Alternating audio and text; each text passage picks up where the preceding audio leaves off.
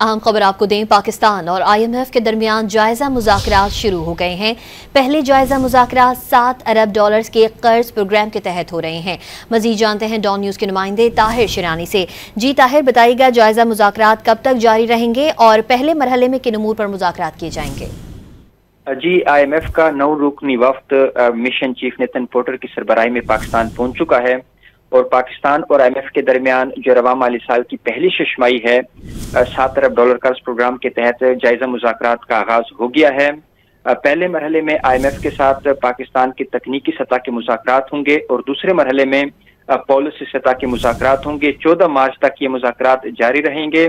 जराये का ये कहना है कि पाकिस्तान और IMF के दरमियान क्लाइमेट फाइनेंसिंग पर भी बातचीत होगी। हाल ही में IMF के एक तकनीकी वक्त आया था जिसमें क्लाइमेट फाइनेंसिंग पर बातचीत हुई थी और उसके बाद अब बाकायदा जो जायजा है उसमें भी इस पर बातचीत होगी और पाकिस्तान के लिए तकरीबन 1 अरब डॉलर क्लाइमेट फाइनेंसिंग के हवाले से भी बातचीत की जाएगी। जो 7 अरब डॉलर कर्ज प्रोग्राम है उसके तहत पाकिस्तान को दूसरी किस्त के लिए तकरीबन 1 अरब डॉलर किस्त पर मुज़ाकरात होंगे और मुज़ाकरात की कामयाबी पर पाकिस्तान को ये किस्त जारी की जाएगी। जराये का ये कहना है कि पाकिस्तान 7 अरब डॉलर कर्ज प्रोग्राम के तहत तमाम तकरीबन जो अहम शराइत है वो पूरी कर चुका है। मुज़ाकरात में कोई मुश्किलात का सामना पाकिस्तान को नहीं करना पड़ेगा।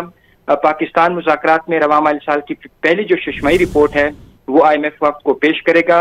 IMF वक्त वजारत खजाना, FBR, state bank, power division, NEPRA हुकाम और सूबाई हुकाम के साथ मुलाकातें करेगा।